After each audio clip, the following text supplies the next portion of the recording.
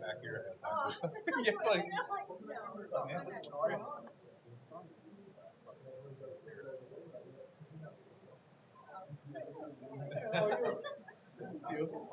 You're just laughing like I'm overused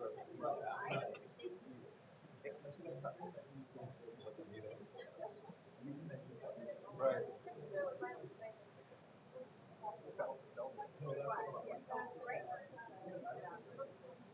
Right.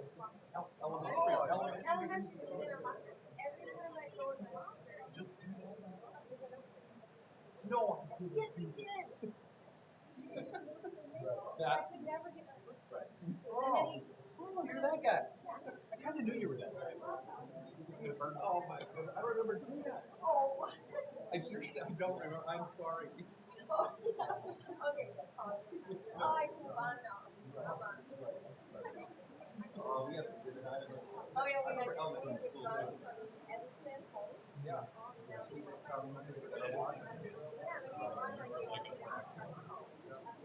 And then the accent was so before that. So they took this.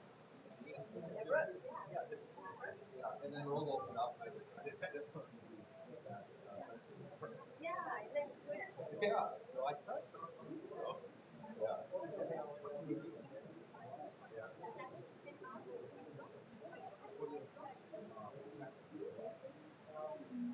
Okay. So we're at okay.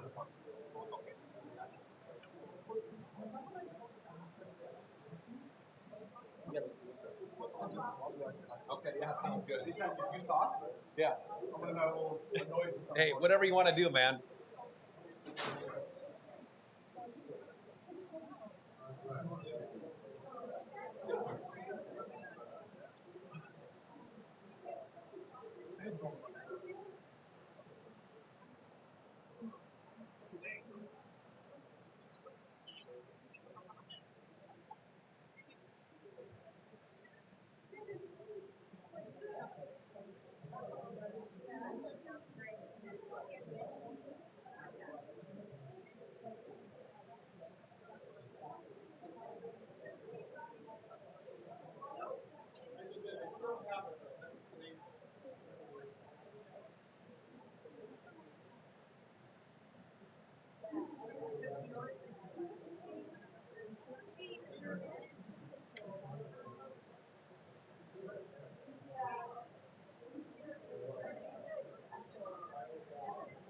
How are you? I'm in. No problem.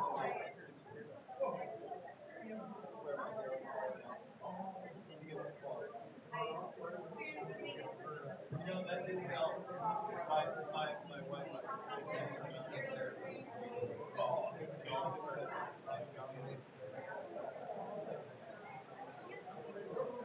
Actually, not. Part of it's coming from the part of it.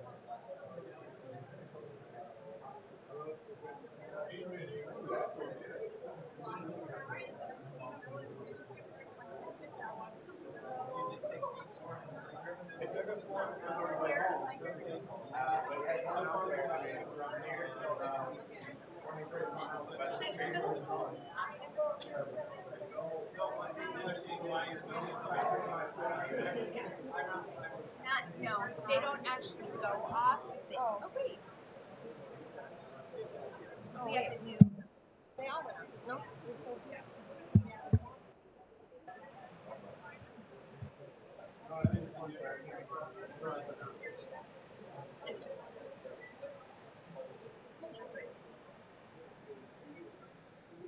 Okay, this is your evaluation.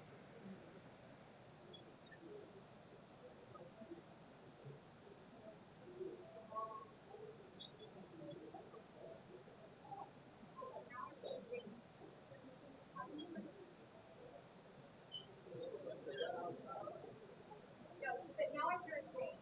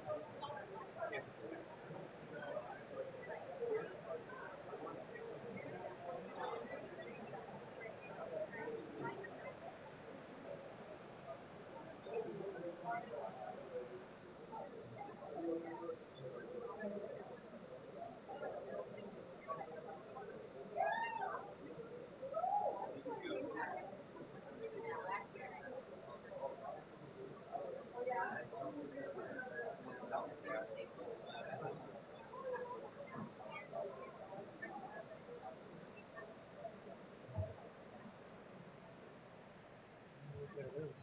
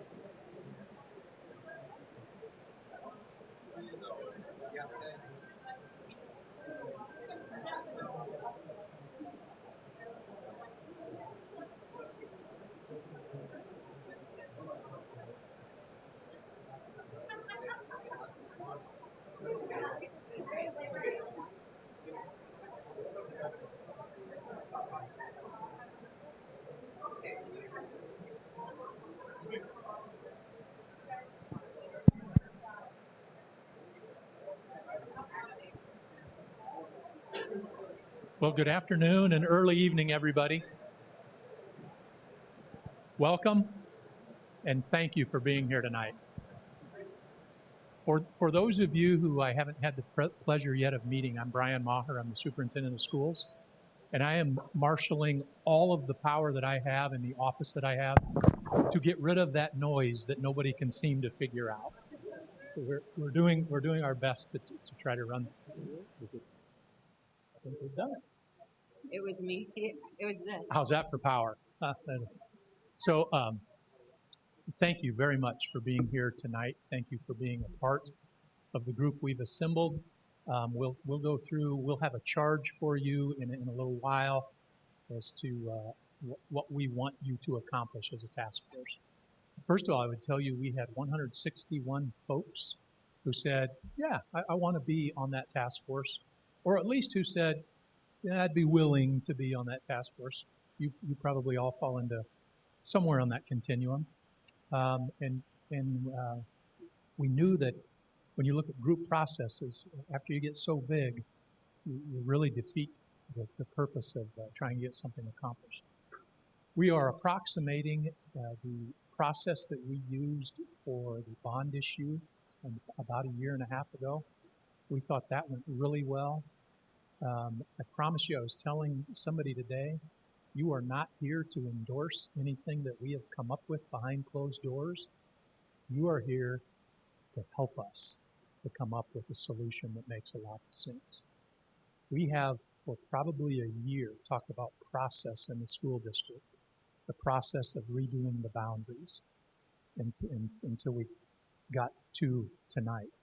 And what we wanted to do, we know there's two real huge elements in putting the boundaries together. One of those is logic, and one of those is emotion. So we wanted to do everything we could do to take care of the logic to the extent that we could prior to the emotion really weighing in on the process. So I think we have a logical process that hopefully will be able to withstand some emotion that is sure to come down the road. Here's where we're headed from now until the end of the process. We have 3 meetings. Hopefully you all know you signed up for that. It'll be at least 3 meetings, but most likely 3 meetings to talk about scenarios. We'll throw some scenarios in front of you. Please know that we are not forcing any scenarios on you. We just didn't want to have you to show up tonight and to say, so what do you think? So we're going to put some things in front of you, and then from there we can begin to ferret out what makes sense and what doesn't make sense. We'll have those 3 meetings here in January and February. In March and April, we'll have 5 community meetings.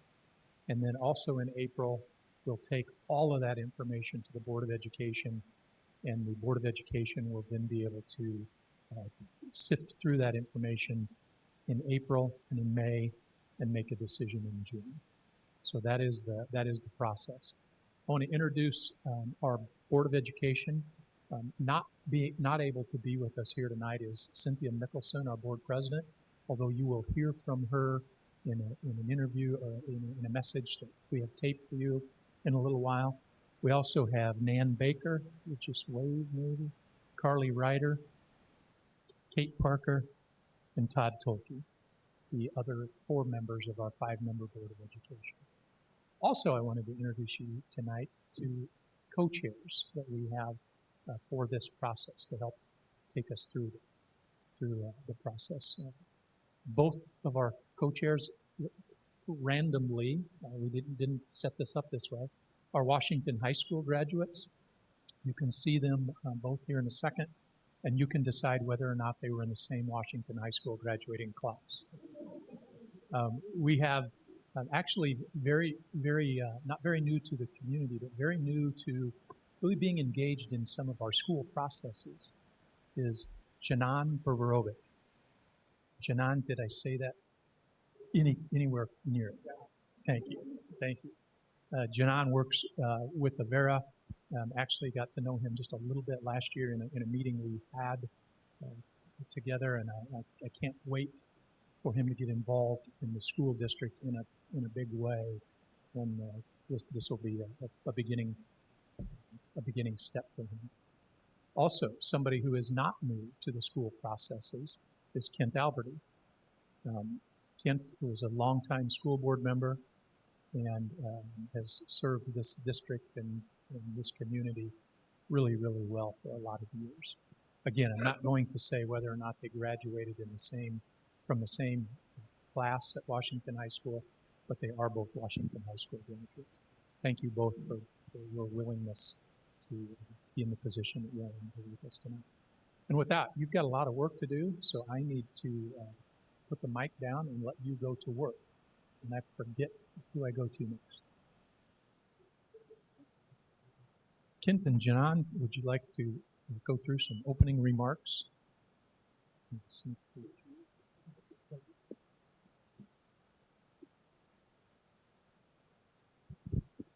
Well, I would also like to thank everybody for signing up for this process. And my goal in this is, number one, that we get through this process and that the 30 of us are still speaking to one another when we're done. And I think that we have a really good chance of that happening. I believe that the work that has been put in by school district administration and a lot of people within the school district will give us information that we can start to look at and then decide whether we think that the potential scenarios that have been put together are something that will work or whether they need to be looked at and changed. I also want to make sure that we don't make some of the same mistakes that may have been made 25 years ago. I understand that the process that was used when the boundaries were redrawn then created a lot of anger and angst. And I don't believe that that needs to happen through this. It will be an emotional process. We all know that. Any of us, and I have boys that graduated from the Roosevelt High School, and every one of the schools that my kids attended, my wife and I thought were the best school in the district, whether it was elementary, middle, or high school. And that's a really good problem to have. But then when it comes time to have to make some changes, we have to take a look and make sure that we are meeting the most needs of the most students in the entire district. And I know that we will work through a very positive process to do that. And again, thank you all for being here. Thank you, Kent. Good evening, everybody. I'm Janan, as Dr. Maher so kindly introduced us earlier. One of the pieces that I wanted to make sure we touched on, where is Deanne in the room? Oh, there's our right-hand person. So the school district has come up with a wonderful way to receive input from the community on this process. And those of you who are joining us this evening can visit the school district website, and there's a Let's Talk flag on that website on the right side where you can go online and submit comments or questions during this process, and they'll be able to sift through that information and then provide us additional clarity. Moreover, I believe that this process is a beautiful example of the community that we all live in. At the heart of this process is really are the students and are the families.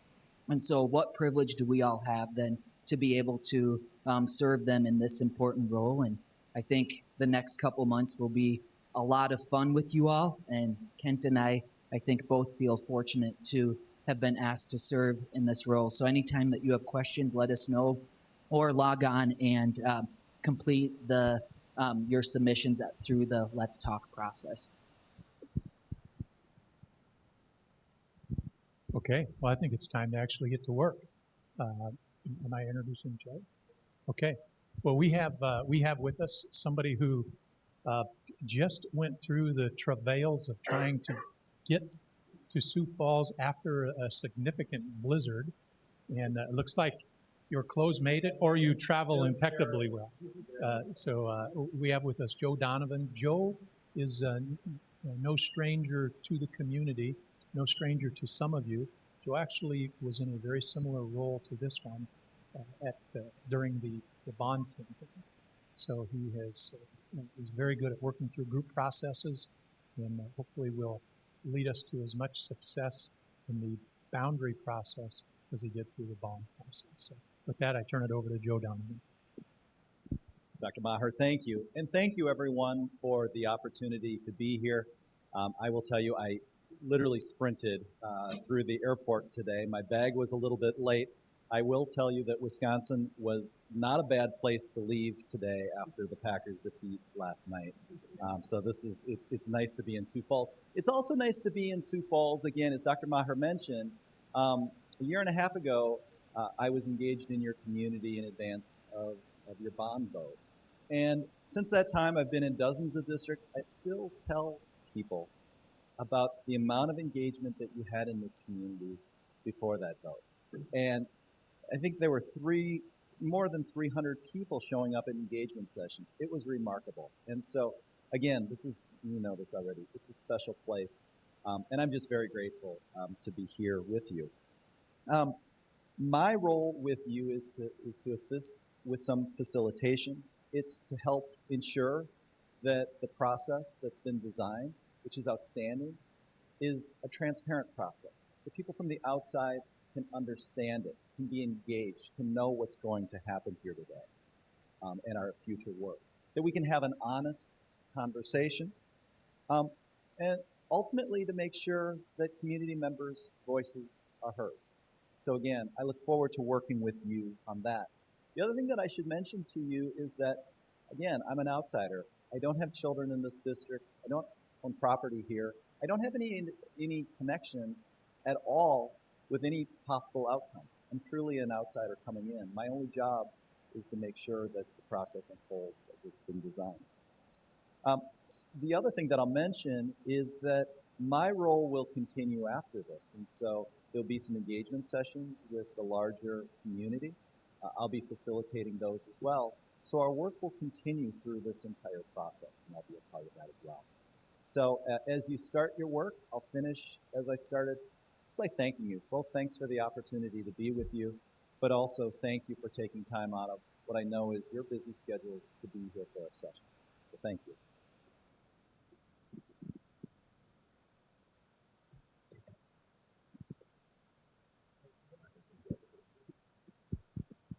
Good evening, everyone. I'm Doug Morrison. I work for Dr. Maher as part of his executive team, and so I'm going to help facilitate some of the technical pieces of this tonight. And so, first of all, our Board of Education president couldn't attend tonight, but she wanted to make sure that she left a message. So she did a recording, and we're going to show that to you now. And this is really to show appreciation to you, and it's really the charge from the board to the committee. So we'll start off with that. Good evening, and thank you to the co-chairs, Janan Berberovic and Kent Alberti, as well as the additional members of the Boundary Task Force Committee for your time and work on this very important matter for the Sioux Falls School District. On behalf of the Board of Education, I would like to take this time to charge you with the following items over the course of your next 3 meetings. Number 1, develop recommendations on the middle and high school boundary changes to coincide with the opening of the new schools in the fall of 2021. Number 2, provide us guidance regarding student transitions as it pertains to grandfathered students, siblings, open enrollment, and etc. When you are forming these recommendations and guidance, we ask that the following guidelines be used in establishing the school boundaries. 1, a quality education for all students. This includes balancing of economic status across secondary schools, ensuring equitable space for programs in district schools, maintaining geographically balanced placement of special education programs. Number 2, student safety and well-being. We would like to provide safe walking routes to schools throughout the district. We would like to strive to ensure equity in the maximum amount of similar situated students who must ride a bus. Number 3, budget considerations. We would like to economize transportation costs by not busing students out of their natural walk areas wherever possible. And we would like to reassign student attendance areas in order to maintain maximum cost efficiency in the district funds. Natural borders as school boundary lines. We would like to keep contiguous neighborhoods together wherever possible and ensure that students will move into middle and high schools with their neighborhood classmates wherever possible. 5, accommodate growth and change. Please analyze the 5-year city growth patterns to attempt to preserve newly drawn boundaries for a minimum of 5 years. And we would like to set attendance areas according to anticipated growth or aging out of neighborhoods. Once you have completed these tasks, we will take these recommendations to the public at 5 community engagement input sessions. Please know that any information or support needed to assist you in this process will be provided to you, and that you are greatly appreciated. We look forward to seeing what recommendations come forth, and thank you once again.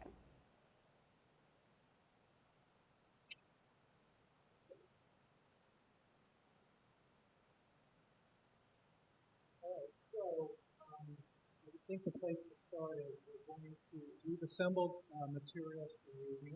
We really hope this turns out to be a working session and not just people up here, giving, presentations on different things. We really want you guys to be able to study these and talk about them. And so we've assembled some materials for you. So you have a workbook. It's the bigger size paper. And I'll just walk you through that workbook because it's reference material that you'll have for this in future meetings. In addition, we'll be adding to this. So I'll just kind of walk you through the different pieces. So first page 2 is really just the boundary task force meetings. And I know Deanne has assembled a book of task force members and pertinent information. So you have that throughout the process. The next page is just what Board President Mickelson just walked you through. So you'll always have that as a reference as what the charge to the task force is, which is basically to come up with some options for middle school and high school, and then also to give some input as far as the transition process as far as students. So you'll have that for future reference if you need to refer to it. Page 4 is the timeline. This is the timeline that the board adopted several months ago that we've been working on. Think of phase 1 as the background work that got us to this point. There's a lot of technical aspects that we're able to produce the tools that you'll be looking at here and the different views and whatnot. And we're really entering the last part of that phase 1, which is the boundary committee meetings, and then from that will follow the public feedback sessions. And then we'll go into phase 2, which is really the time when the board gets the options that we hear from not only the task force and that anything we hear from the community. And then they really that gives them a couple months to study it and anything additional that they want to see and put together from that point. And our hope is that by June, we'll be able to finalize the boundaries that will go into effect when the new middle school and high school open up. And then phase 3 is really, once that's done, is the communication effort that we have across the community to inform parents of the changes and where their kids will be going to school and who's grandfather, who's not, all those types of things. And so and then into the open enrollment process, how that will factor in, and then ultimately to August 2021 when the new schools and boundaries will go into effect. So that's kind of the general timeline. Page 5 is a general structure at how we see these meetings flowing. So if you think about it, this is meeting 1. You've got some background information, introductions. Those won't need to happen the next meetings. You've got the charge from the Board of Education. Really what we hope to cover tonight is to begin the conversation on middle school boundaries. And so we want to present some options of those to you, have you look at those, discuss them in groups, and then give us your feedback on what you think of those, and then any other thing that you want us to consider or to look at. And then the second meeting, we'll pick up middle school again. We'll try to at least finalize those to the extent we feel comfortable with that, and we'll move into high school. And then so the second part of the meeting number 2 will be to discuss high school. And in meeting 3, we'll try to wrap up high school and talk about some transition rules. And if we need to have a 4th meeting, we'll talk about that as a group. Do we need to have a 4th meeting where we sort of look at a final report, final recommendation? So we'll consider that as time goes on. Basically, we want to make sure that you as a task force feel that you've had enough time to look at what you need to give some input. And so we will accommodate whatever you guys as a task force think that you need to be able to do that. We talked about the task force meetings, and then Board Member Mickelson talked about the community engagement sessions. I would say minimally we'll have 5 that we've scheduled throughout the middle school. We already know, and we've gotten some feedback that we should probably have a session that's not at night, maybe on a Saturday And so we'll consider that. Again, we don't know what to expect when we go into these community engagement sessions. We don't know if 20 people or 2,000 people will show up at these, but we want to make sure everybody's heard. So if we need to add additional meetings, we'll certainly do that.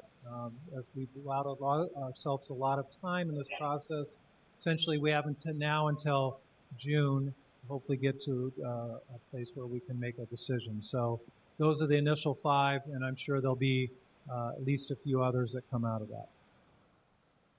On page 7, you have a view of what the current boundaries look like for elementary school, middle school, and high school. Those may become important to you as you're looking at different options, and so you'll have those as a reference in your workbook. Page 9. I'm going to go through these and then come back to them, but we have 3 versions that we're bringing to you tonight. And what I'll say about the 3 versions is it's basically a group within the district that has been looking at these for the last couple, 3, 4 months, trying to look at all the things that need to be considered with boundaries, such as trying to level the number of students that go to each school, looking at specialty schools, looking at all the things that Board Member Mickelson talked about in her charge. And so we have laid out a page like this for every middle school version that we'll present to you. And you have as a reference that you can use in your groups or whatever. So I'll just say this is version 1, there'll be a version 2, a version 3. And the next page then is just a visual of looking at every version side by side. So if you wanted to just sort of look at, well, what do the options look at, just as far as the raw boundaries look like, you have that on page 12, and also showing the current boundaries. So it's kind of a way to look at it all as one pictorially. And then the next page, we're giving you the same view, but we're overlaying that with students, okay? For the cohort of students that would be attending the middle school at that period of time. So this is not all school district students. These would be the cohort of students that would be attending middle school. That may be important to you as you look at where they live. I can tell you that as a group, it's probably the first thing we did was when we took the data and we were working with the students, we assigned them all random identifiers. So even our group, we don't know the names of the people that we're working at. We know that we assign them random numbers to protect everybody's privacy, so to speak. So that's one view. And then page 14, this is another view that overlays the current elementary school boundaries against the middle school versions. This may be important to you because one of the guiding principles that we want to try to live by as much as possible is we'd like certain elementary schools to feed certain middle schools. That's not always possible, but it's certainly a guiding principle when we looked at putting boundary scenarios together that we looked at. So you can see the dark lines are the proposed middle school option, and then the colored boxes are the elementary schools. And so that's another view that you have to be able to sort of look at the different options. Page 15, then we try to bring it just from a data perspective. So you can see this page starts at the top. You have the recommended capacity of each middle school based on the number of rooms and the capacity utilization factors that we like to run at, one at 85, one at 90%. And then you go through the base scenarios, which is really taking the students and looking at how they fall into each one of those middle schools. And then you'll see the middle row there, which is something I'll come back to when I talk about version 1 but we have some specialty schools within our middle schools. We have a Spanish immersion program that feeds out of the elementary school into the middle school. and we also have an honors program, and those are centrally located.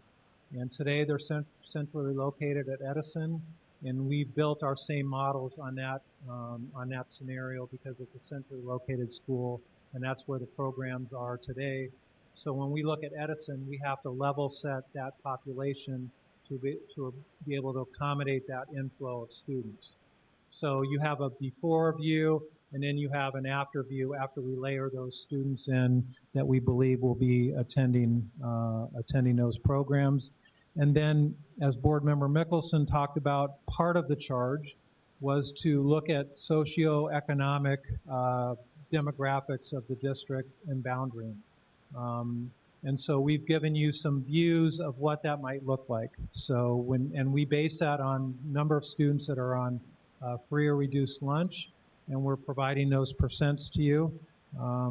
It's like, again, it's part of the charge that we should be mindful of when we're looking at establishing boundaries, because we try to make our schools as reflective as possible of the community that we live in, knowing that that's not entirely possible to make all of them the same, but it's certainly something that we should be mindful of.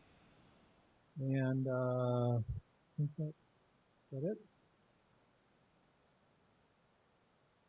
And then finally, I referenced before elementary schools feeding middle schools. And so this gives you a view. On the left-hand side, you can see all the elementary schools, and then under each version, where they're feeding, which middle school they would be feeding. So you can see where they currently feed and where they are under each of our 3 versions. And then off to the left, giving you a point of reference of how many of those kids, grades 3 to 5, attend those elementary schools.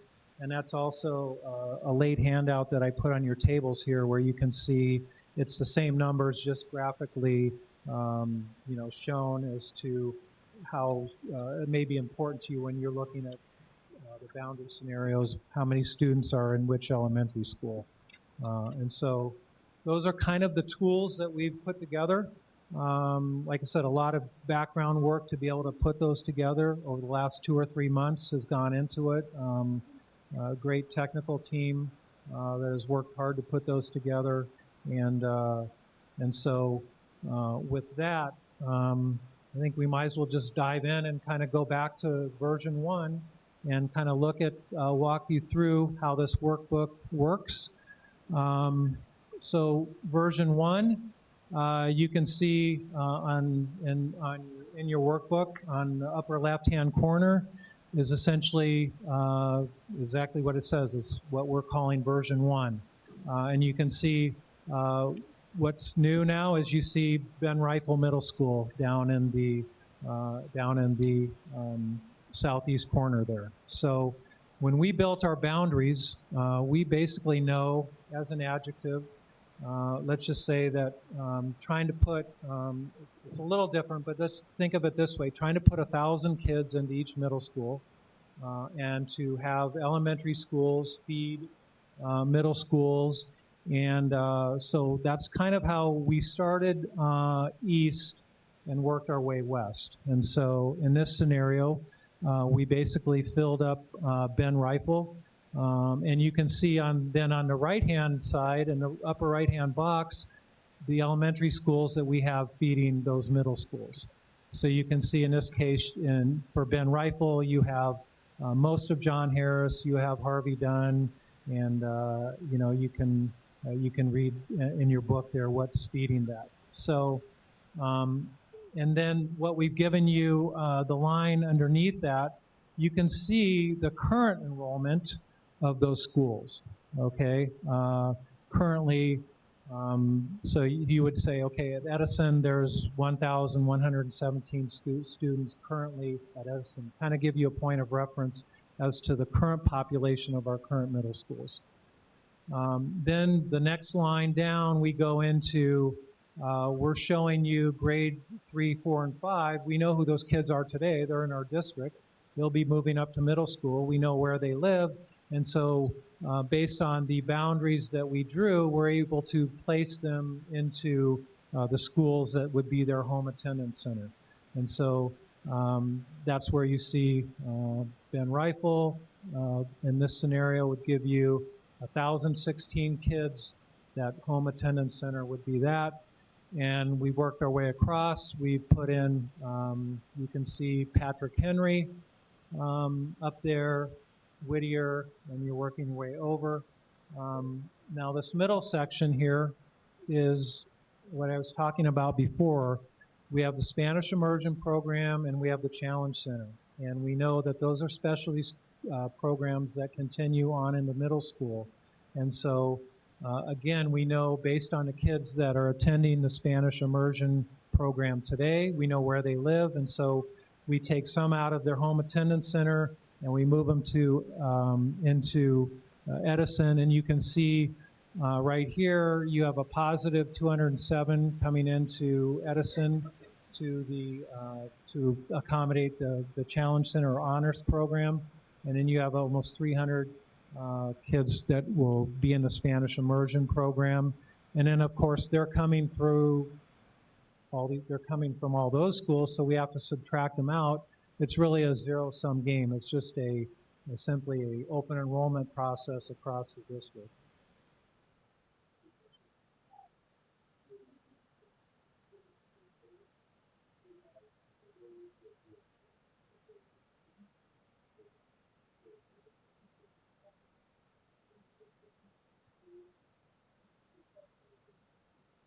I can highlight generally where the growth will come in the district.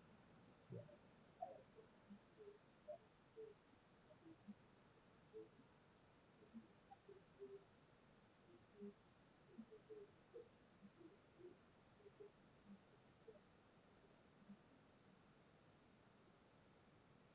I think I always say these are sort of a starting point.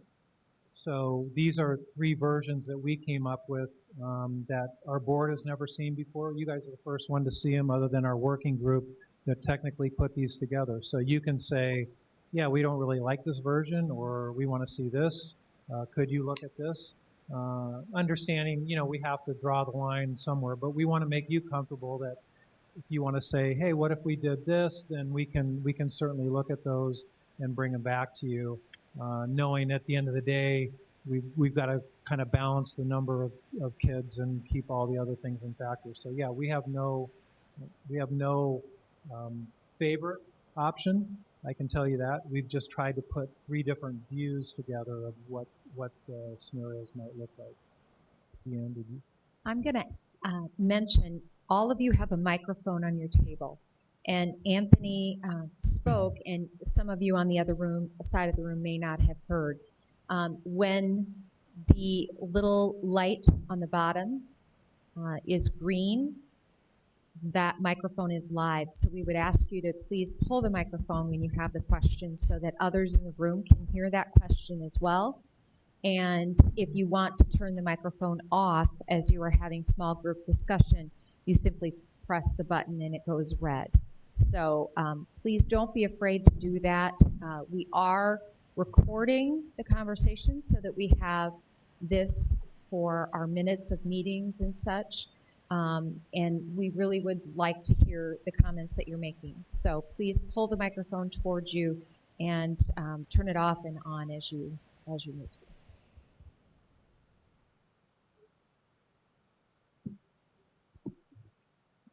I'm referring to page 16, and there seems to be 4 or 5 elementary schools that are missing from that graph. So Hawthorne, Robert Frost, Discovery, Garfield. Is that an incomplete list or the page 16? That are missed? They're not on this graph. I was just starting to do a cross check, but Hawthorne, Robert Frost, Discovery, Garfield are the 4 that I found. Okay, Discovery. Robert Frost, Hawthorne, Garfield. Yep, that's a good catch. We'll make sure those added. If you look at your handout, it's the same information that should be on there pictorially. Okay. So yep. So we'll go back to version 1 here.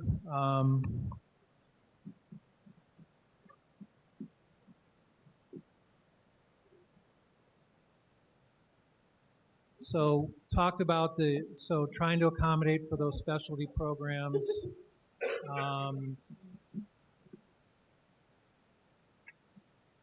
So if you want to move. So then at the bottom there, you have the net effect after you make the adjustment for those specialty programs. So you end up with essentially grand total with the program. You can see Ben Rifle at 940, Edison 1191 on across, and then the difference is just the difference from the current enrollment.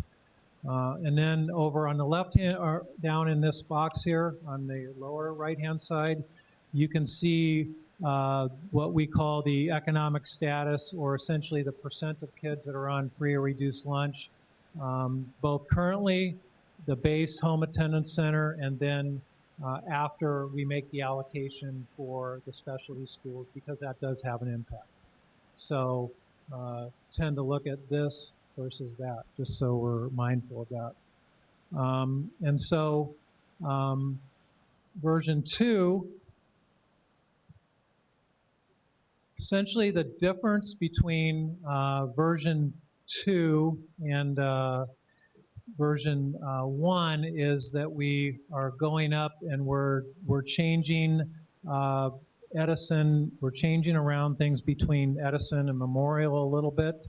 And maybe the easiest place to go is where we show all of them together, all the pictures, all the versions. So let's look at this one just to get a kind of a top level perspective. So version 1, you can see, and maybe look at the one with the overlays, the elementary school overlays. Okay, this one. So you can see version 1, we just talked about, or at least went through, you know, the components of what we're showing there. Version 2 essentially is, we've made some minor changes to Cleveland and Rosa Parks, only to, there's some minor things that you'll see that basically try to true them up to the entire middle school or entire elementary school feeding the middle school scenario. But the biggest change on this one is you can see the Garfield attendance area. We have moved into Edison, and we've moved what is the JFK area. You can see the hand there, out of Edison into Memorial, and then we've taken that lower left-hand box, which is part of Pettigrew, and we've moved that into the George McGovern area. Version 3 is basically then instead of in what we're doing now is we've sort of restored. We brought Pettigrew all the way back into Memorial, and then to fill McGovern, we've come down and brought in part of Oscar Howe and JFK to be able to level set that. So most of everything falls in fairly nicely as far as when you're talking about Ben Rifle, Patrick, Whittier. The hardest part is trying to divide up the west side to be able to get kids between really what becomes Edison, Memorial, and McGovern. And probably then maybe go to the page that has the data, just the data for the numbers. There, thanks, Nicole. So when we look at the numbers for the different versions, I'm going to talk about that middle piece there. You can see under version 1, Ben Rifle is pretty much pretty stable with those feeder schools that we have feeding into there. At one time, we looked at being able to feed all of John Harris into Ben Rifle, but it just made too many kids in Ben Rifle, knowing that we have to allow for some growth on that southeast side. And so we took part of John Harris, the part that's west of Southeastern, and we moved that into Patrick Henry. And you'll kind of see that as maybe in groups as you look through those. Edison, pretty stable again. The numbers that we're showing there, and the only thing that's different on the scenarios with Edison is either moving Garfield in or out and JFK in or out. Is kind of how to look at that. McGovern, you can see basically it does change between the versions because of how you tend to divide up the west side and the different scenarios there. And same with Memorial. Memorial's our biggest middle school right now. It has almost 1,400 kids. We would certainly like to get that down. And then Patrick Henry, pretty stable. And then Whittier, again, depending on what happens with that Garfield area, moves them up or down. Moving them down into the 800 range isn't a bad thing, especially if we decide to look at rebuilding that school, 10 years from now or the next bond issue. It's not a bad size for that school, to be honest. So that's kind of the numbers as they play out under the different scenarios as far as what we're looking at level setting. As far as future growth, there's basically a little bit in the southeast, okay? When we talk about Ben Rifle, trying to allow for some growth over on that side. And the other area would be in the northwest up by McGovern, which still has a lot to develop out. So we know we have to leave room there. And then we're also looking at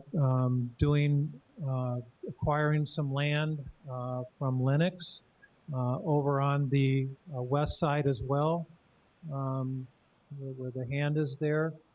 That will also allow future growth on the west side. So we know we have to, even throughout this boundary process, we have to leave some capacity on the west side, either at Memorial or George McGovern. Now some of the, let's just go back to version 1.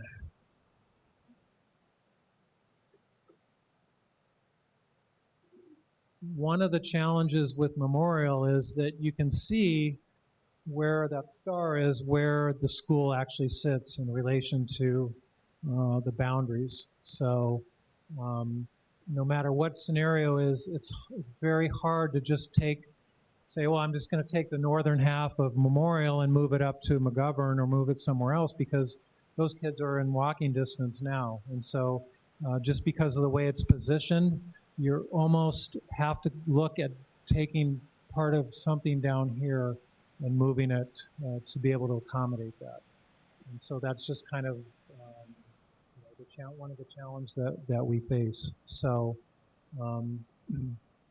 with that, I think what I'm going to do, our hope is that you guys can work in groups and dialogue with the materials you have, talk about some of the issues that you see, that you want to see, questions that you have, and maybe work as a group for a half hour or so, and then we'll get back together and then just see what questions come up. We've got some bigger versions that I'll turn over of the different versions that are of the 3 versions that are actually a little bigger map. If you need to get up and go look at some of those, you're welcome to do that. And then we can kind of answer questions. And like I said, the hope is that it's really a working session, allow you guys to look through the materials, have questions, and handle it that way rather than have me sit up here for another hour and a half. So, which nobody wants. So with that, I'm going to turn those pictures around and just in your groups, just talk about things that come to mind, and we'll get back together in a little bit here.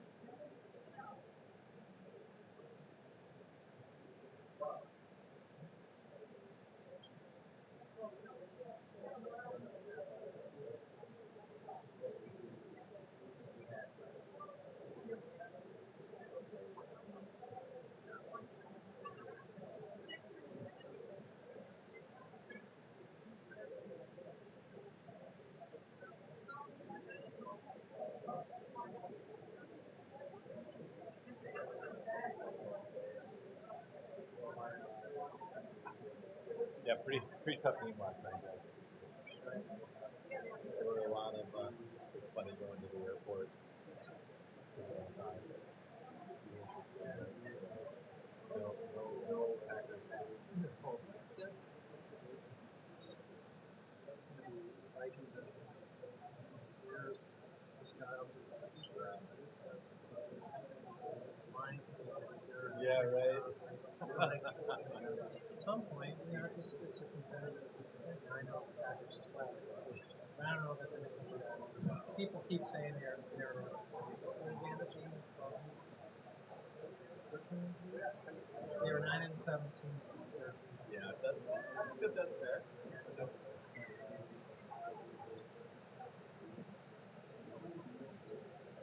I look at them.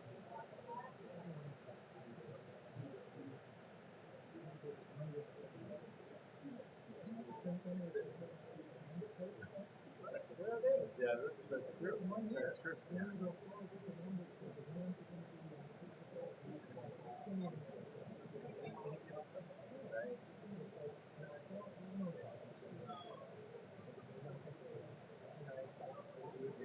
This is he's going to at least 5 Super Bowls. He's good, but Who knows? Injuries. Exactly. Right.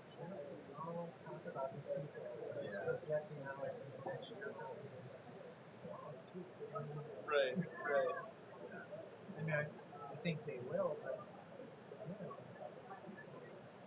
I think the only way that will happen is a little bit more. Yeah. Take Right. 20 million. Yeah. Equal 20 million. Yeah. Like, he's supposed to be one of the best. I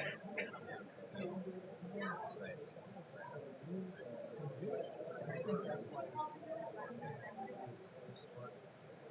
I would take 10 million.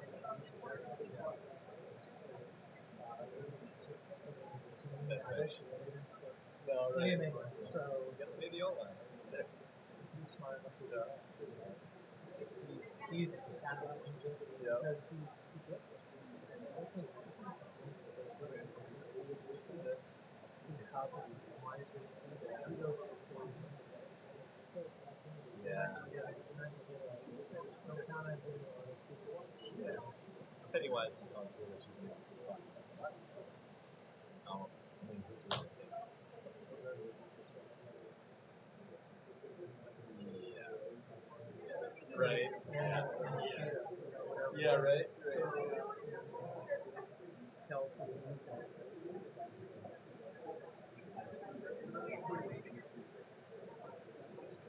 It's uphill battle. Right.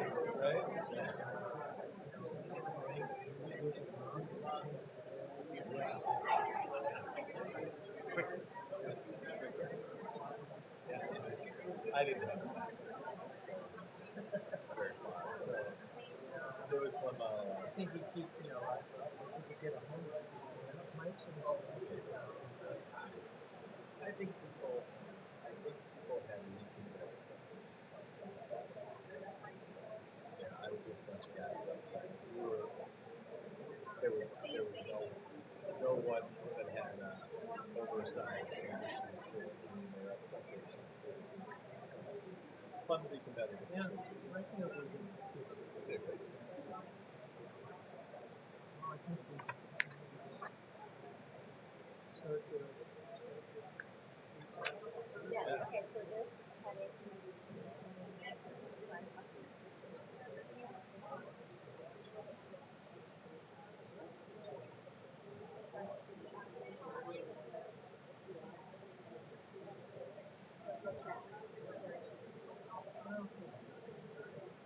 Yes.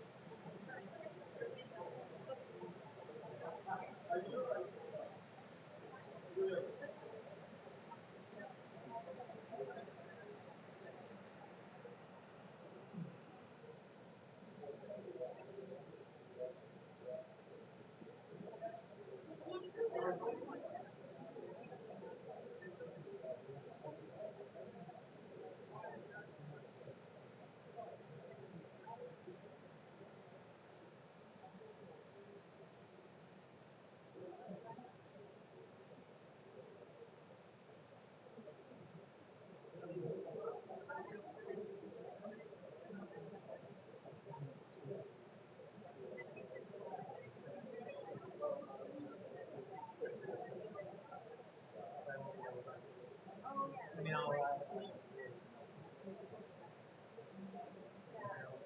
hoping so.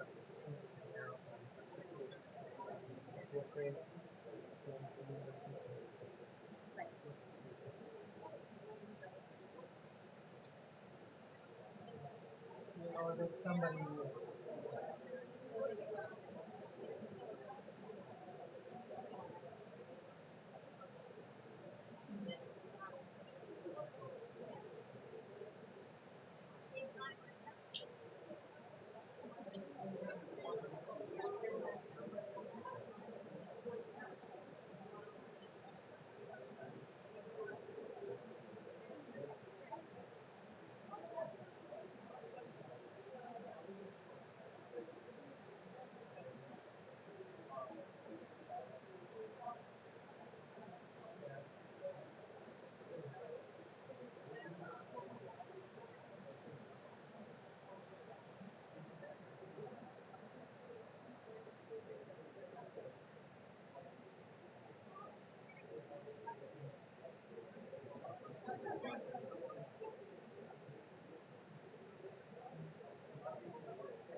All right, folks, a couple more minutes.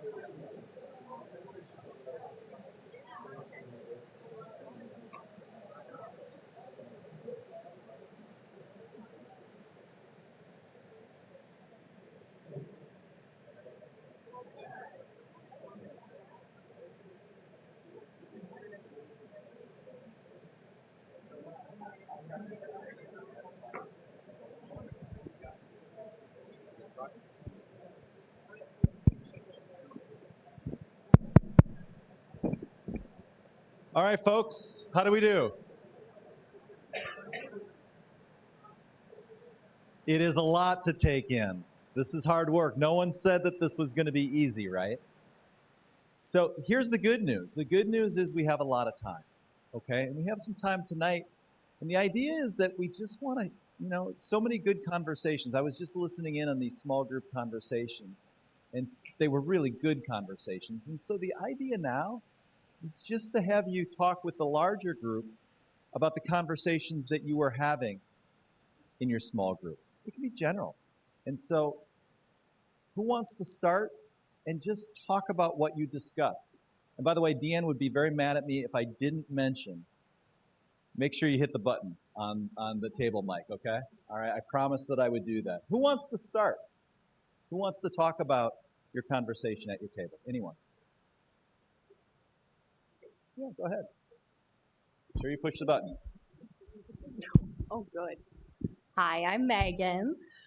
One of the main things we had talked about in especially version 2 and version 3 is just some question marks on some of the pocketing and why certain, I guess, breakouts happen. So for example, if we're looking at Ben Rifle, why in version 2 and 3 there's this interesting little stripe that happens. What was the thought process behind that?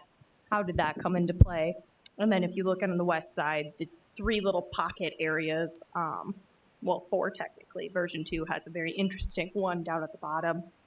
But the other ones with the little kind of hanging off parts of the school district. So we had some questions on that, what the thought process was behind doing that. We also were interested in getting more data information on ethnic diversity and on academic diversity. If we could get a little bit more on that about, so we get the free and reduced lunch, we understand that, but more on the ethnic diversity and how that would change in each of these districts. What's our other?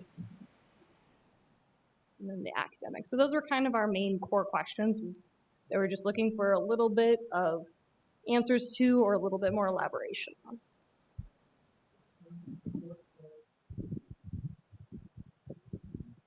That little strip there is actually a strip that is part of Cleveland now. And so when we added that back into version 2 and version 3 of going to Ben Rifle, we were trying to keep all of Cleveland going to there. And so that's essentially why that was there. And that same with that other little true up that we did on that side. So it was trying to preserve the elementary schools to going to the middle schools. So that's why those that strip and the little piece down there were changed slightly. So hopefully that helps you with that.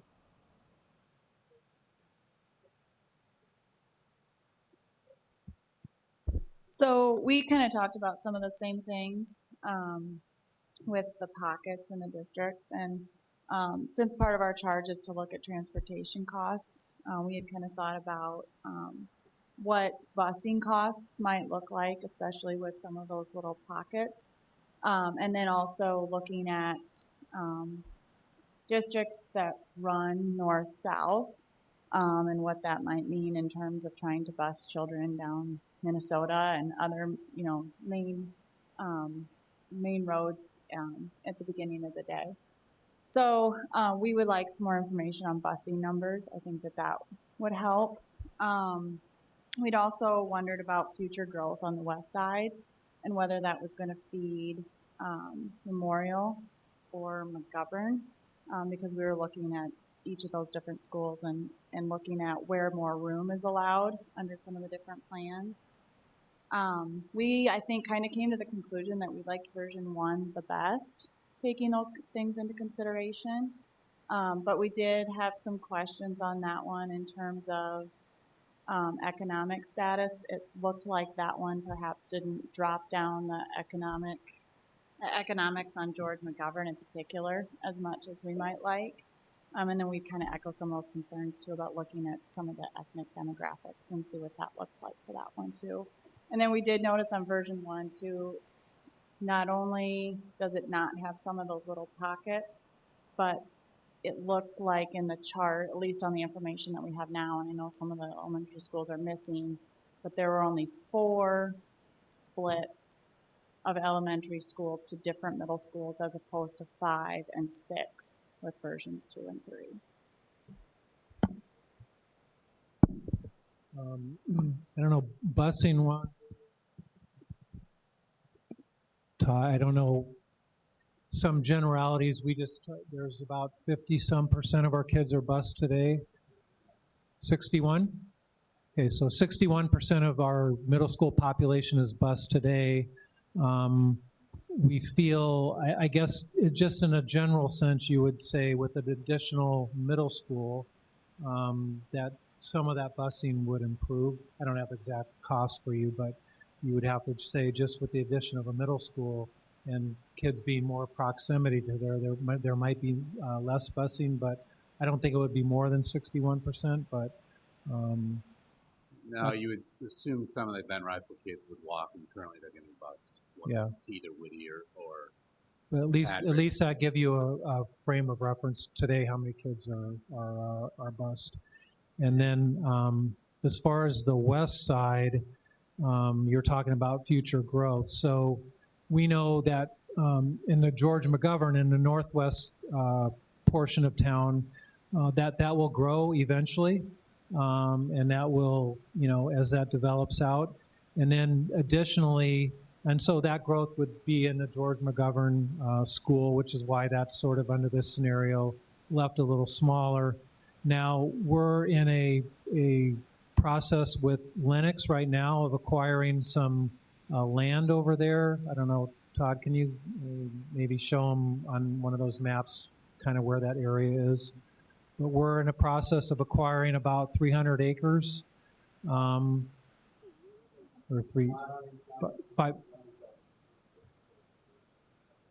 And so that will add more to the west side. And we, I think, although it's not part of the district now, so it's not part of our boundary, I guess we would anticipate that that would be part of the future George McGovern as well, only because, there's just no place, Memorial being full the way it is, there's no place to put those kids. So most of the growth on the west side would go up to McGovern. Sorry. So when you speak of purchasing the land, it includes that expansion of the boundary itself. The boundary itself. Essentially, you will acquire Lennox. Essentially, it would move from the Lennox School District to the Sioux Falls School District. Yeah. The district isn't going to purchase that land. We're going to transfer that land into the district boundaries. Is that, or we're going to purchase 3,000 or 300 acres, 500 acres? Well, we'll acquire the land, and there's a financial arrangement between us, between the two districts to try to make them whole. They just don't want to. It's so far north of where they are. They just don't want to put another school up there, and it makes sense for us to take that on. So, and it's no development out there now, so we will have to designate that as going to some school at some portion once we acquire it.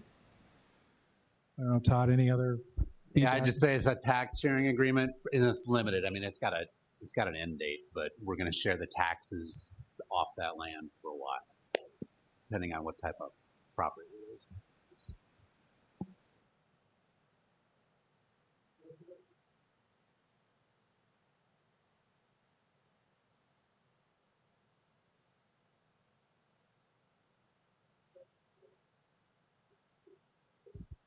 Well, we kind of like version 3 the best, but we certainly would be willing to compromise.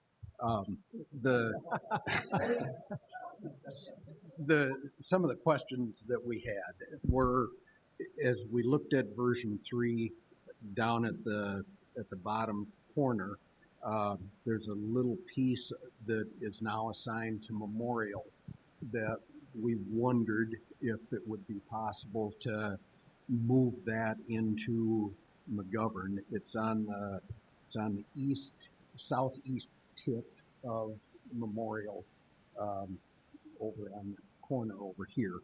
and wondered if that could be part of McGovern, was one of the questions that we had. A couple of other things that that little piece right down in there where the hand is. If that could be moved over into McGovern, and that would take just a little bit more pressure off of Memorial if that could be done, depending on where natural boundaries are and what the. We can look at that and report back to what, how many kids that is next week. Okay, that'd be great. Then a couple of other questions that we had is looking at the numbers for Edison. We thought we're kind of at the upper end of what we thought the total enrollment at Edison should be. Would there be any possibility of looking at maybe taking the honors program and moving the honors program to perhaps Patrick Henry and keeping the language immersion program at Edison, or does that then cause more of a domino effect? But that is one of the things that we thought, well, to have both of those programs at Edison is great, but if we can't really accommodate that from number standpoint, if we looked at as a district looked at moving honors to Patrick, is that a possibility? Or is there also a possibility of perhaps adding on at Edison and accommodating the additional enrollment that there would be? Yeah, we can certainly look at, like you said, if moving the honors program, if we were to move that to Patrick, what that would do, and then if we'd have to reduce that somehow else. So we can certainly look at that. Other pretty well covers it. Thank you. One thing too that we'll make available to you is those maps back there. We will give you a link to those to where you can pull up any version of those on your PC.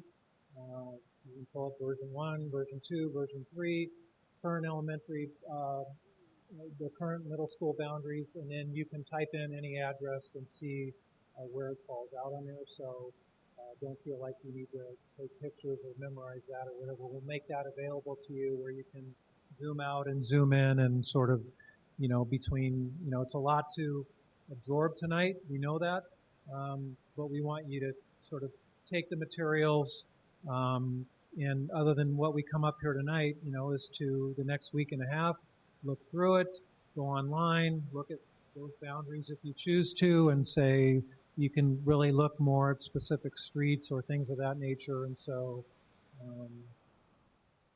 right here. So we'll give you this link, and basically you can just click on whatever option you want to look at. It'll bring it up to you, and then you can again zoom in or out, and you can be able to see exactly. And then if you go up there and type in an address,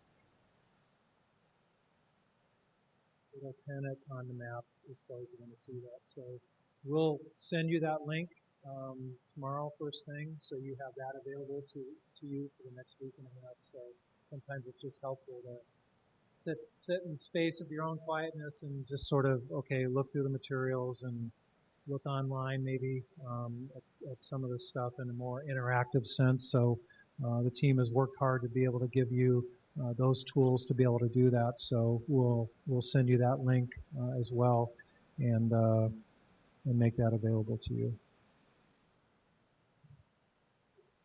Yes, John is my name. Are we going to receive information about ethnicity or as well as far as the students?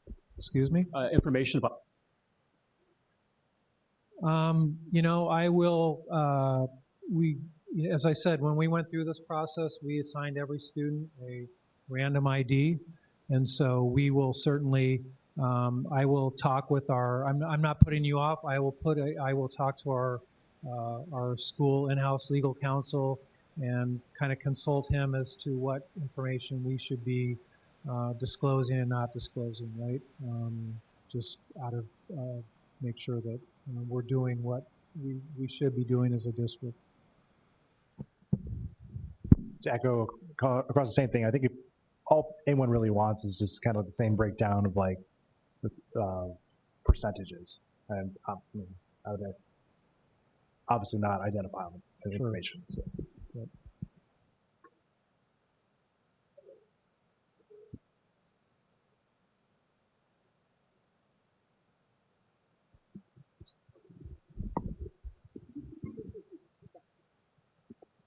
So we had a great discussion over here too. And what we did, we had a lot of very thoughtful conversations. I think there are a couple of things that jumped out to us right away about some of the, maybe some of the movement or some of the separation, these little pockets that exist. But we went through and had a pretty thoughtful conversation with each of us centered in different areas. And when we looked at the criteria that we were charged with, if we looked at different scenarios, quality education for all students, then by our analysis, it looked as though all proposals improve economic diversity. All of them improve above what's present today. But we saw that version 2 and 3 were better in that area. And then when we looked at safe walking routes, maximum time on bus, those types of things, 1 and 3 appeared to be best. For our third criteria, version 1 and 3 also appear to be best, and then contiguous neighborhoods, of course, number 1 was best, and then accommodating growth and change, we had number 2. So our question is we kind of maybe look at the criteria that we're tasked with and look at all these proposals. We had maybe some questions on that we would agree with the first table. I think Megan, maybe Anita brought up the idea of the transportation numbers. We'd be interested in knowing what that looks like for some of those, and then how many students would be impacted by Linux if that does come to be, and when would that be known?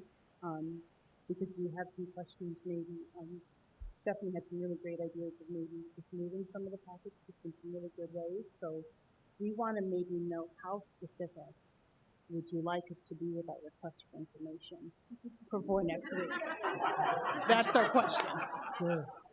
Well, like I said, this is a process. So, like the beauty is that we're not asking for a decision. There's no decision, right, to be made. It's really coming up with some viable options that can move on to the community for comment.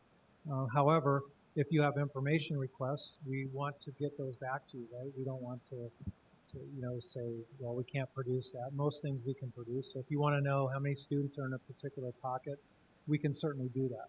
It's just that it's not doable in 5 minutes time. So we would take those requests as long as you get them to us, I would say by, let's just say midweek. You have some requests, get them to us, then we can put them into our, software and all that type of stuff and pull out that information to be able to get you that. Because, sure, we've gone through the similar things with our team. Is well, how many people are in this pocket, in this pocket, in this pocket, and it's there's a process for doing that, and so we're more than happy to accommodate any of those types of requests that help you make to get comfortable with.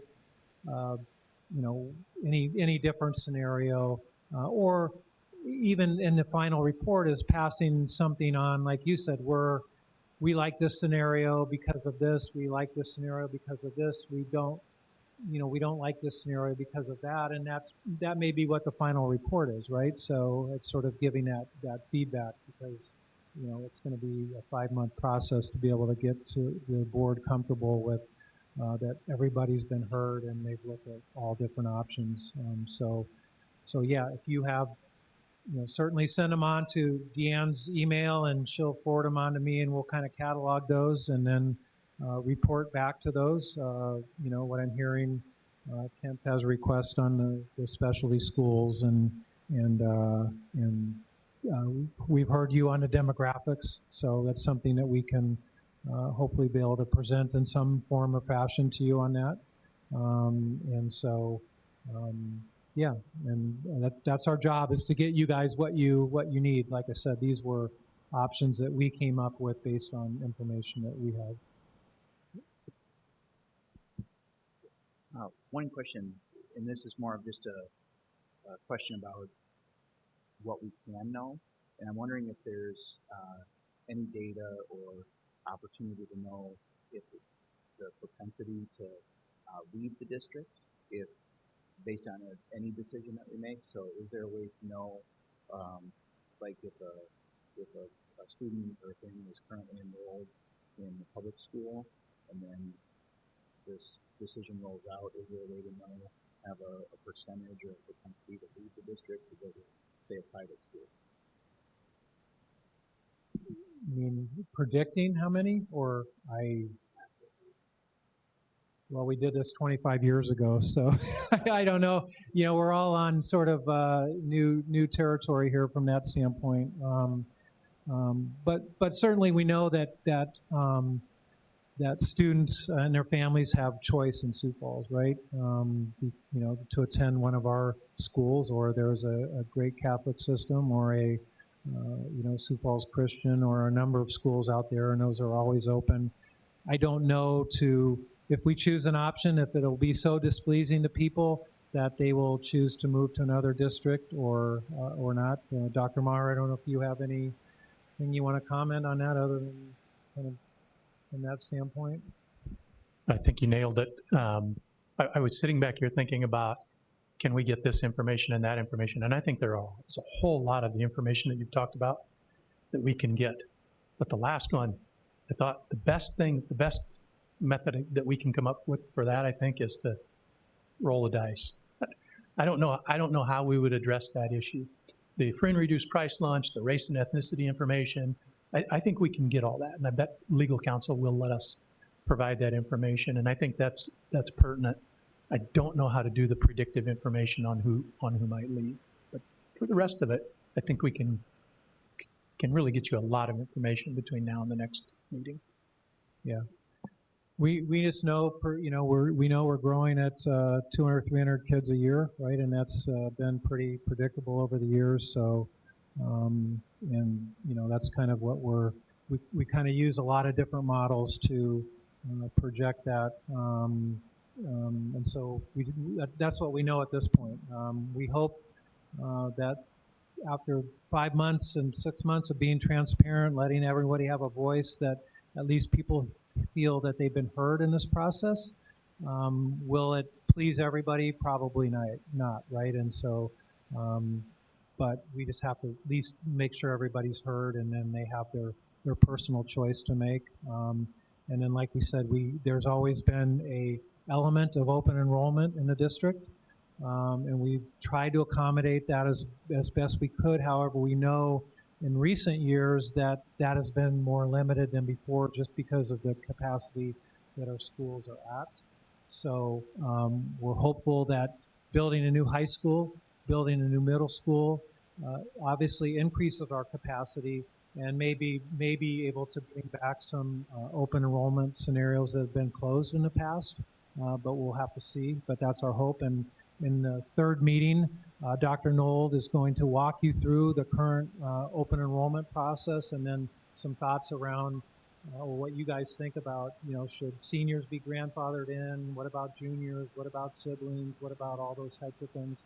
He'll kind of walk you through the law, what we're required to do, and then what we have been doing as a district in the past, kind of the hierarchy that we follow as far as school size, class size, and then being able to prioritize open enrollment.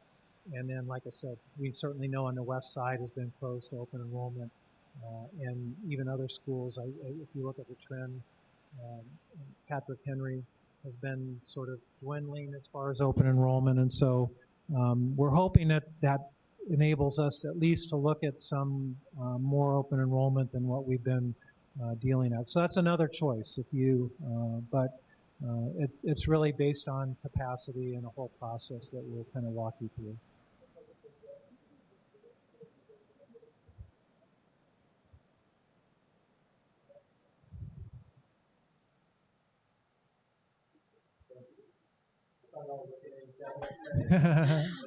Hi, my name is Jessica. I think we talked about a lot of the same things that everybody else talked about, the questions that we all had.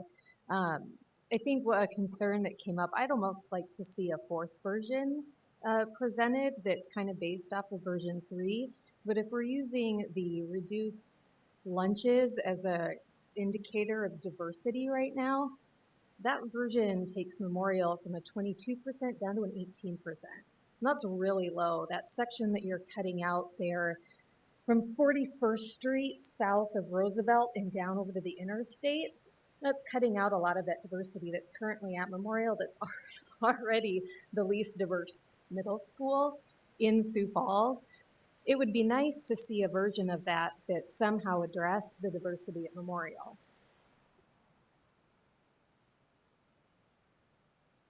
Okay.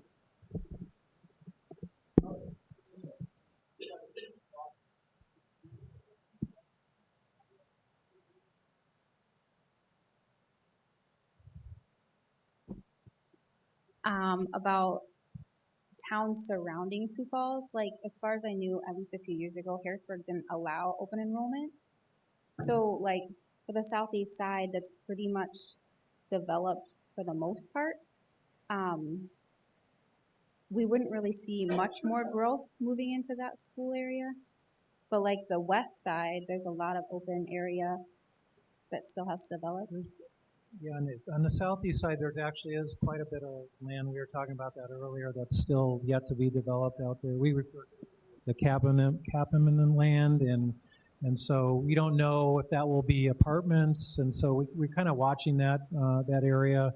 It is going to be an interesting area because you have Brandon building a new school out there. You've got Harrisburg, who, like you said, doesn't accept open enrollment at this point. So. So yeah, it is an area that has some development left. That's why we didn't want to make Ben Rifle full right away, because we think there's some. But certainly the northwest side, and then the west side as we acquire, more land over there is where we see most of the growth. So we've got to allow for some growth over on that side of town. So does, like, Brandon take open enrollment? So if people were upset with where those boundaries lie, that they would have that option to go Sioux Falls? I don't know to what extent they take open enrollment now. I just didn't know if that would affect, like, the northwest side too, if they would.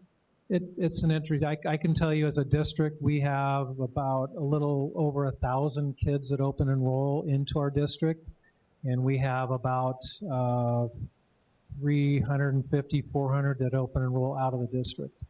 And most of the time it is in those pockets, right, where you may be closer to Brandon or Tri-Valley or things like that. It just works out better for those families. So I would say we're a net importer, but we certainly have families today that open enroll out of the district for a variety of reasons. But we also have a good portion that open enroll into the district for a variety of reasons as well. Do we have any idea right now of how many students are currently enrolled in, like, the private schools? And then are those numbers incorporated in of the current private school enrollees into these numbers? Or what is that looking like? That somebody had talked about private school before, so that was just a question that I had. How many are currently enrolled in private school? And are those numbers included currently in these the numbers? numbers that you are seeing now that we're using in our plans, our kids are already in our district. So we already know that the middle school, when it opens in the fall of 2021, are already in our schools, and we know where they live, and that's how we're able to project it. And so how many are in private school now? I guess we're just assuming at this point it's going to be roughly the same ratio. Like I said, we know we're growing at 250, 300 kids a year, and been pretty like clockwork, and so we're counting on a similar growth pattern. That was kind of when we went through the bond referendum process, kind of went through that process to demonstrate that we needed a high school and a middle school. So these are kids actually already in there, so we should be,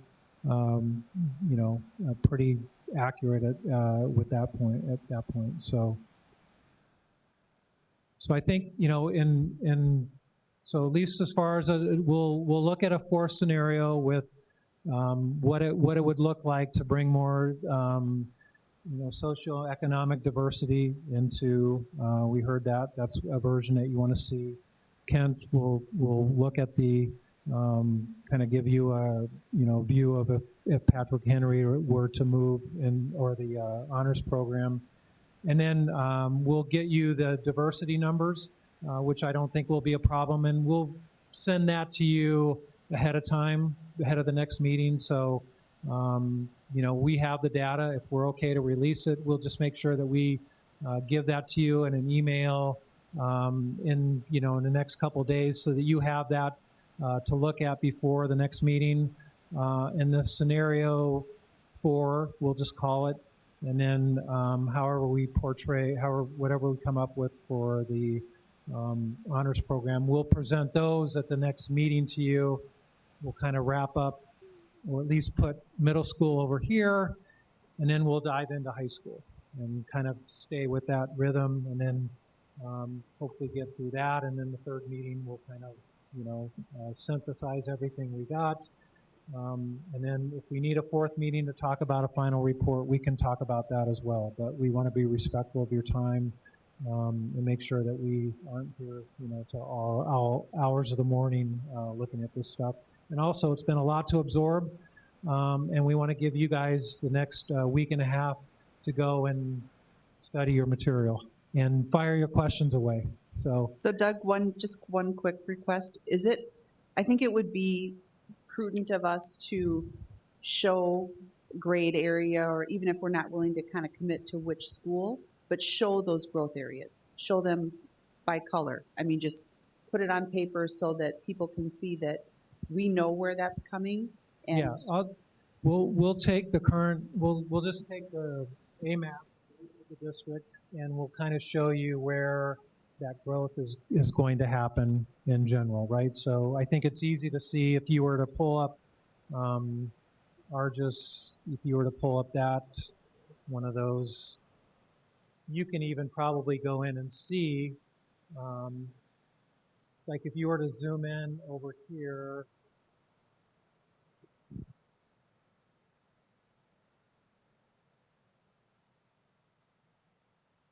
and you sort of looked up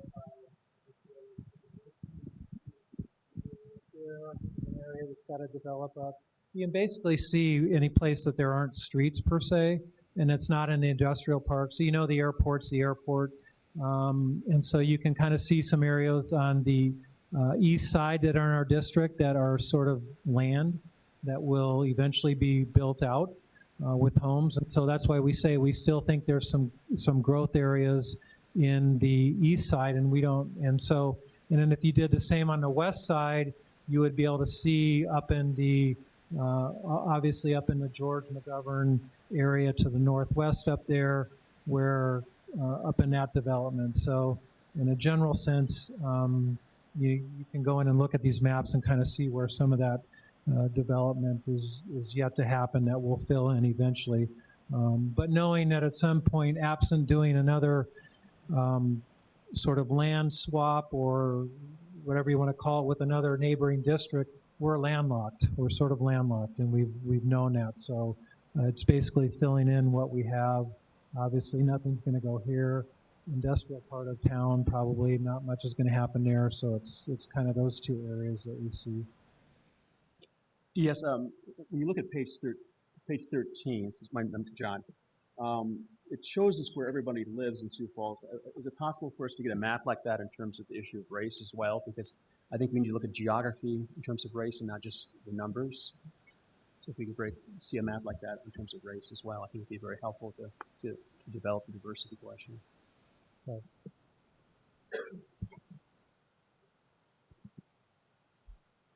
I've got a question that piggies off of Anita's question.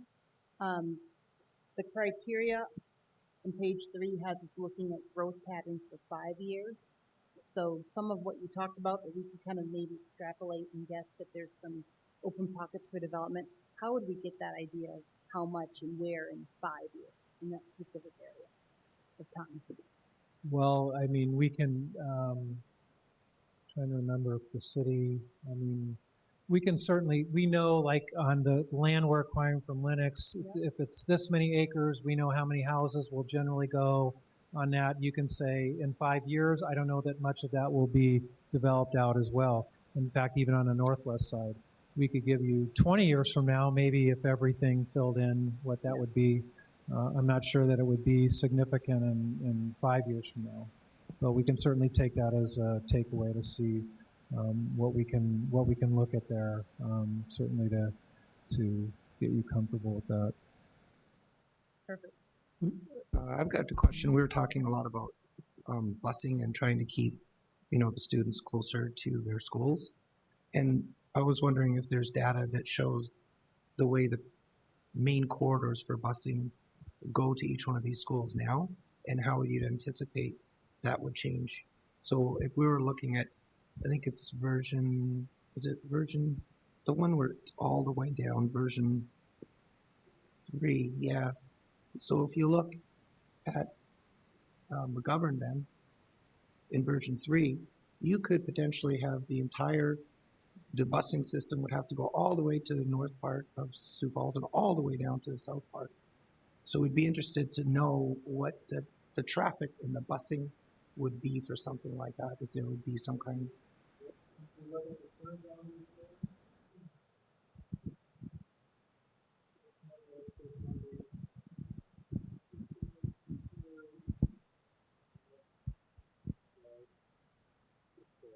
Hopefully, the hope is, certainly the busing of the government should help it, having an additional high school on that side of these boundaries should hopefully improve it. The other question is that even though east-west is going to be fairly straightforward for McGovern because it's so far north, when we look at some of the other versions, and look, we can go maybe to version 2. Can we scroll that down a little bit? As we look at what will happen to Patrick Henry, we're having busing routes right through the middle of town on a north-south direction with lots of traffic during high traffic areas.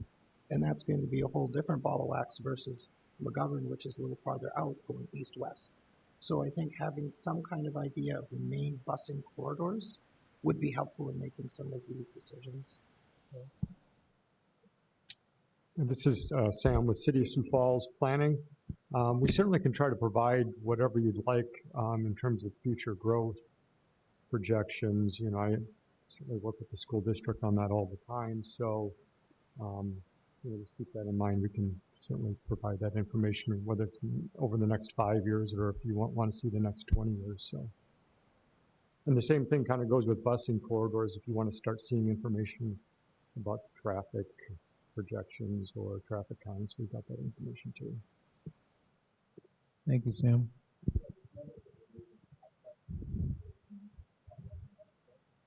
Yeah, they have, Deanne, do you want them to just email them to Deanne at this point? And we'll work together to log those, make sure that we're following up on them. And like I said, we hope these are working sessions. And so next Wednesday night at 5:30, we'll dive back in and pick up where we left off, and at least spend the front end of the hour or the couple hours on kind of middle school. I hope I can get you some of the demographic information ahead of time or any other things. If we get some growth projections, we'll email those to you, and then dive into high school.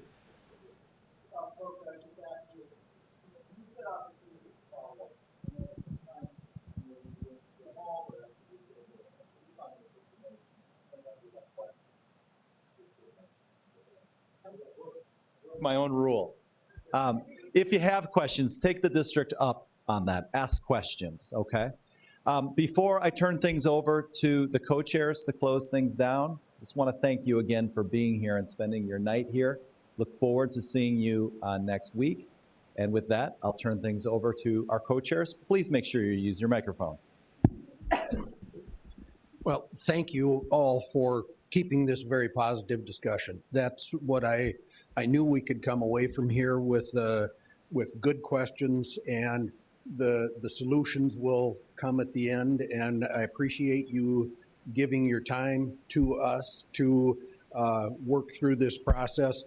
The Let's Talk is just an excellent way to make sure that those questions that you have, comments that you have, ideas that you have, get to the school district, and then they will be delineated out to the appropriate person to get you answers. And I see in the written material that you should have an answer to your question or response to your comment within 48 hours. So best way to do that If you have somebody that catches you at the grocery store, just remember what they've asked you and, come back, get online and get the questions in so that a week from Wednesday, we can begin the session and work hard.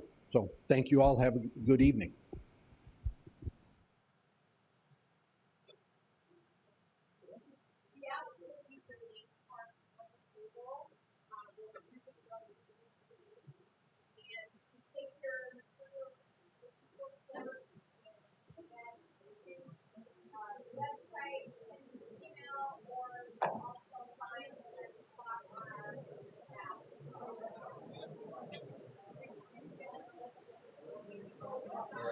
Yes, I have all that to box up. Thank you.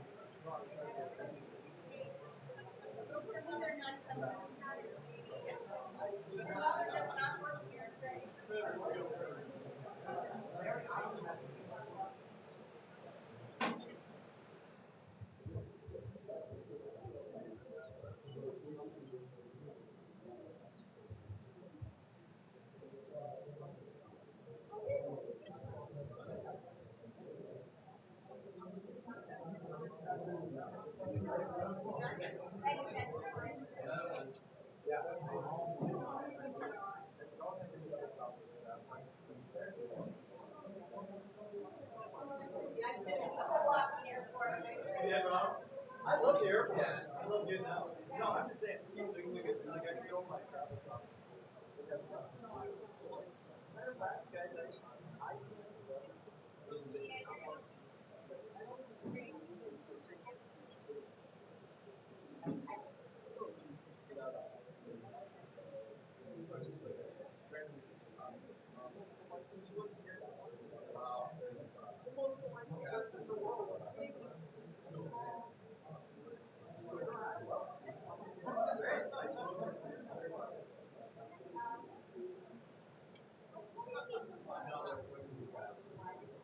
Besides that,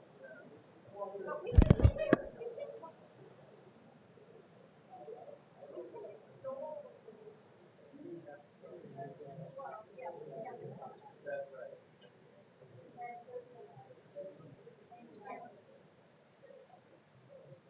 No, that's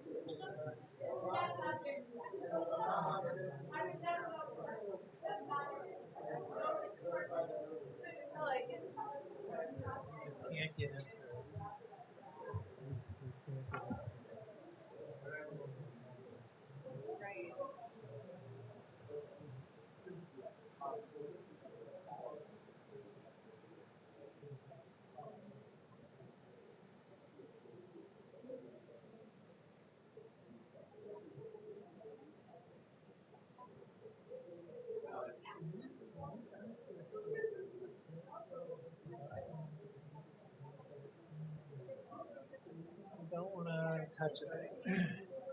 That's why I want to be Brett to be crystal clear on.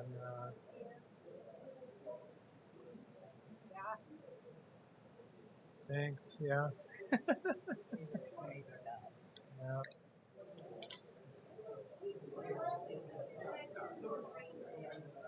yeah.